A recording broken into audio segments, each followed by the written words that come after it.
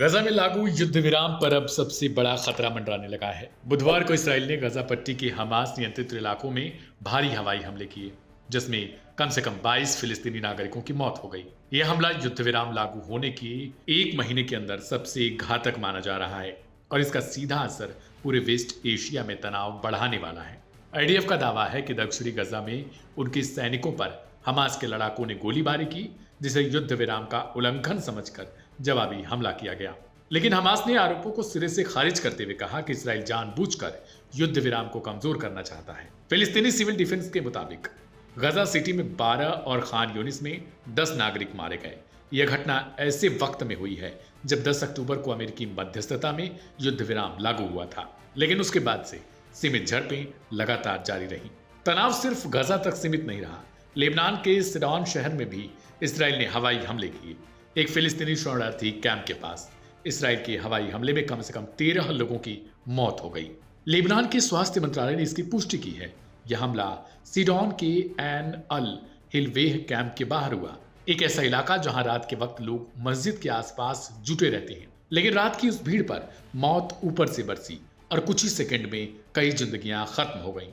Middle east inspector की report के मुताबिक इसराइल ने एक मस्जिद के बाहर वाले हिस्से पर 3 मिसाइलें यहां दागी और धमाका इतना जोरदार रहा कि बहुतों के शरीर पहचानने लायक भी नहीं बची।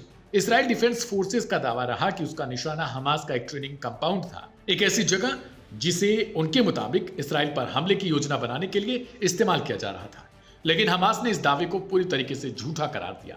हमास ने कहा एन अल हिलवेह कैंप में वह कोई सैन्य ठिकाना नहीं चलाता और यह हमला सिर्फ नागरिकों को निशाना बनाने के लिए किया गया। दक्षिणी लेबनान में भी इसराइल ने हिजबुल्लाह समर्थित ठिकानों पर हमले तेज कर दिए हैं, जिसके बाद कुछ गांव खाली करवाए जा रहे हैं। उधर गजा स्वास्थ्य मंत्रालय का कहना है कि युद्ध विराम लागू होने के बाद से इसराइल की कार्रवाई में 280 से अधिक फिलिस्तीनी मारे जा चुके हैं और बुधवार का हमला इस अवधि का सबसे बड़ा है।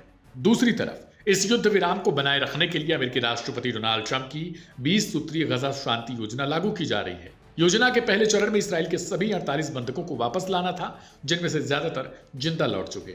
लेकिन सबसे बड़ा विवाद दूसरे चरण पर है, जिसमें गजा का नियंत्रण हमास से हटाकर एक अंतर्राष्ट्रीय ट्रांजिशन अथॉरिटी को सौंपना, हमास का निरस्त्रीकरण करना और अंतर्राष्ट्रीय स्थिरीकरण बल की तैनाती शामिल है। इस हिस्से पर हमास ने पहले ही साफ इनकार कर दिया। संयुक्त राष्ट्र सुरक्षा परिषद ने हाल ही में ट्रंप की शांति योजना के समर्थन में एक प्रस्ताव पारित किया था, लेकिन क्षेत्र की जमीनी हकीकत अभी भी बेहद नाजुक बनी है। विशेषज्ञों का कहना है कि बुधवार की कार्रवाई युद्ध विराम के भविष्य पर गंभीर सवाल खड़े करती है और संकेत दे रही है अगर जल्द कूटनीतिक हस्तक्षेप नहीं हुआ तो गजा एक बार फिर बड़े पैमाने की लड़ाई की ओर बढ़ सकता है। लोग सवाल पूछ रहे हैं, क्या यह सीज फायर केवल हमास के लिए है? इसराइल यूं ही बमबारी कर जिंदगियां खत्म करते रहेगा? क्या कहना है आपका? कमेंट बॉक्स में जरूर लिखें।